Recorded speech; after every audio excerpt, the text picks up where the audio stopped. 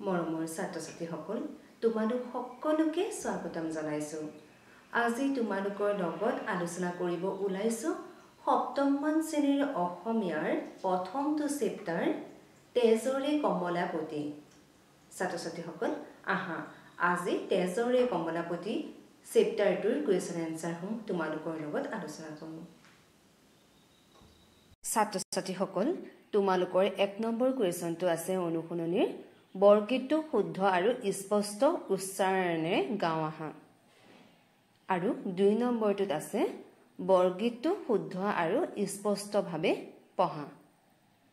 ছাত্ৰ-ছাত্ৰীসকল মই তোমালোকক 3 নম্বৰৰ পৰা কুৱেশ্যন এনসাৰবোৰ দেখাই দিছো। আহা আজিৰ 3 নম্বৰ কুৱেশ্যনটো আৰম্ভ কৰোঁ। তলৰ প্ৰশ্নসমূহৰ উত্তৰ কোৱা আৰু লিখা। বৰগীত ৰচনা কৰা মহাপুৰুষ দুজনাৰ নাম কি? উত্তৰ বৰগীত ৰচনা কৰা মহাপুৰুষ দুজনাৰ নাম হ'ল শ্ৰীমন্ত শংকৰদেৱ আৰু শ্ৰী শ্ৰী মাধৱদেৱ। খটো হৈছে তেজৰে কমলাপতি নামৰ বৰগীতটোৰ ৰচক কোন? উত্তৰ তেজৰে কমলাপতি নামৰ বৰগীতটোৰ ৰচক হ'ল মহাপুৰুষ শ্ৰী শ্ৰী মাধৱদেৱ। তিমিৰ ফেৰিয়া কি বাজ হয়? উত্তৰ তিমিৰ ফেৰিয়া ৰবিৰ কিৰণ বাজ হয়। 4 নম্বৰটো হৈছে যশোদাই কৃষ্ণক পুৱা কিয় জগাইছিল? উত্তৰ যশোদাই কৃষ্ণক পুৱা সুৰভি অৰ্থাৎ গাই গৰুজনীক চৰাবলৈ যাবৰ বাবে জগাইছিল। 4 নম্বৰটোলৈ আহিছো। তলত দিয়া পদ দুষাৰিত কোনে কাক কি কৈছে নিজৰ কথাৰে লিখা। নন্দ গেল বাথানে গোৱাল গেল পাল সুৰভি চাৰিতে লাগে উঠৰে গোপাল। উত্তৰ উক্ত কবিতাটোত ৰাতিপুৱাৰ অপূৰ্ব প্ৰাকৃতিক সৌন্দৰ্য বৰ্ণনা দি মাতৃ যশোদাই পুত্ৰ কৃষ্ণক শোৱাপাটিৰ পৰা জগাইছে। যশোদাই কৃষ্ণক কৈছে যে ৰাতিৰ আন্ধাৰ আঁতৰি গৈ চৌদিশ সূৰ্যৰ পোহৰত আলোকিত হৈ পৰিছে। পদুম ফুলবোৰো ফুলি উঠিছে আৰু তাৰ ওপৰত ভোমোৰাবোৰ উৰি ফুৰিছে। ব্ৰজবধূসকলে কৃষ্ণৰ নাম গুণ গাই দধি মথন কৰিছে। কৃষ্ণৰ নগৰীয়া দাম সুদামে কৃষ্ণক মাতিবলৈ ধৰিছে। বলৰামে বিচনা ত্যাগ কৰি শুই আহি উঠিছে। দেউতাক নন্দও গৰু ৰখা ঠাইলৈ গৈছে আৰু গোৱালসকলে গৰু পাল চৰাবলৈ লৈ গৈছে। গতিকে কৃষ্ণই শোৱাপাটি ত্যাগ কৰি উঠি আহিব লাগে আৰু গৰু চৰাবলৈ যাব লাগে। এইবাৰ আহিছো তোমালোকৰ 5 নম্বৰ কুৱেশ্যনটোলৈ।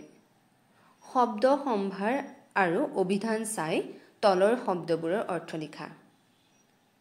কমলাপতি লক্ষ্মীপতি বিষ্ণু ভগৱান। তিমিৰ মানে আন্ধাৰ তমসা ডাকে মানে মাতে।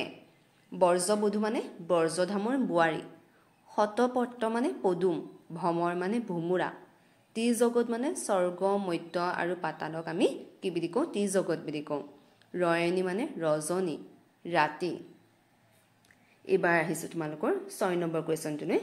বৰগীতটোত প্ৰকাশ পোৱা পুৱাৰ প্ৰাকৃতিক দৃশ্যৰ এটি বৰ্ণনা দিয়া। উত্তৰ তেজৰে কমলাপতি বৰগীতটো মহাপুৰুষ শ্ৰী শ্ৰী মাধৱদেৱে ৰাতিপুৱাৰ অপূৰ্ব প্ৰাকৃতিক সৌন্দৰ্যৰ মাজেৰে মাতৃ যশোদাই পুত্ৰ কৃষ্ণক জগোৱাৰ এটি দৃশ্য বৰ্ণিত কৰিছে। বৰগীতটোত প্ৰকাশ পোৱা ৰাতিপুৱাৰ প্ৰাকৃতিক দৃশ্যটো এনেধৰণৰ।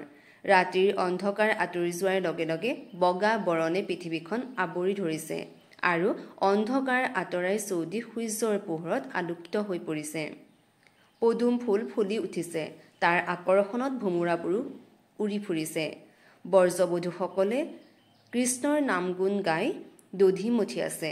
দাম আৰু সুদামে কৃষ্ণক মাতিবলৈ ধৰিছে আৰু বলৰামে বিচনা ত্যাগ কৰি উঠি আহিছে।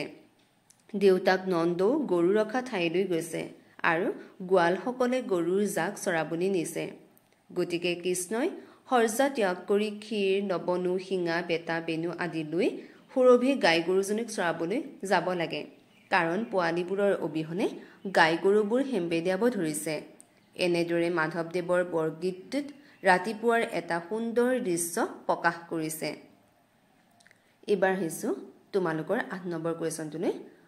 শব্দৰ আগত ত্ৰি শব্দ লগাই নতুন শব্দ গঠন কৰাৰ অৰ্থ জানি লোৱা জগত ত্ৰিজগত ফুল ত্ৰিফুল ভুজ ত্ৰিভুজ কোণ ত্ৰিকোণ কাল ত্ৰিকাল নয়ন ত্ৰিনয়ন এবাৰ হৈছে তোমালোকৰ খ নম্বৰ কুৱেশ্যনটোলৈ তলত দিয়া শব্দবোৰৰ আগত বি পূৰ্বসৰ্গ লগ লগাই সেইবোৰৰে অৰ্থ প্ৰকাশক একোটা বাক্য ৰচনা কৰা মুখ বিমুখ দূৰ বিদূৰ কিৰণ বিকিৰণ নন্দ বিনন্দ ছাত্ৰ ছাত্ৰীসকল এবাৰ বাক্য ৰচনা কৰিম হা বিমুখ মানুহজনে তেওঁক বৰ বিমুখ কৰি থৈ গ'ল বিদূৰ জোন তৰা বেলি পৃথিৱীৰ পৰা বিদূৰত অৱস্থিত বিকিৰণ সূৰ্যৰ পোহৰ বিকিৰণে মানুহৰ ৰোগ নিৰাময়ত হোৱাত সহায় কৰে বিনন্দ ল'ৰাবিলাকে খেলপথাৰত আনন্দ বিনন্দেৰে খেলি আছে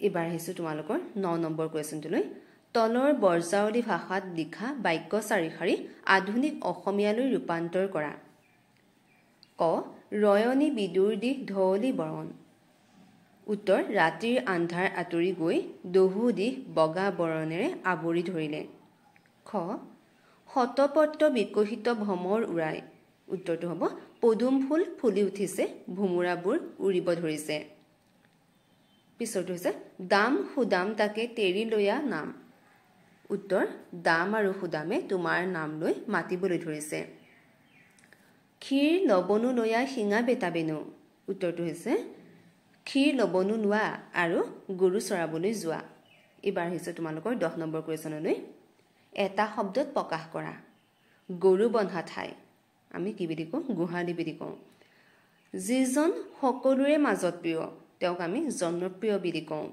যি ৰাতি নেদেখে কুকুৰিকণা যাক সহজে লাভ কৰিব নোৱাৰে দুৰ্লভ যিজনে সকলো জানে তেওঁ হ'ব জ্ঞানী যিজনে বিষ্ণুক উপাসনা কৰে তেওঁ হ'ব বৈষ্ণৱ ছাত্ৰ ছাত্ৰীসকল এইকেইটাই আছিল এই পাঠৰ অন্তৰ্গত কুৱেশ্যন এনচাৰ তোমালোকৰ যদি ভিডিঅ'টো চাই ভাল লাগিছে তেন্তে প্লিজ ভিডিঅ'টো লাইক কৰিবা কমেণ্ট কৰিবা আৰু যিমান পাৰা সিমান শ্বেয়াৰ কৰিবা যদি তোমালোকে ইউটিউবৰ পৰা চাই আছা তেন্তে মোৰ চেনেলটো ছাবস্ক্ৰাইব কৰিবলৈ নাপাহৰিবা আৰু ফেচবুক আৰু ইনষ্টাৰ পৰা যদি চাইছা তেন্তে মোক ফ'ল' কৰিবা ধন্যবাদ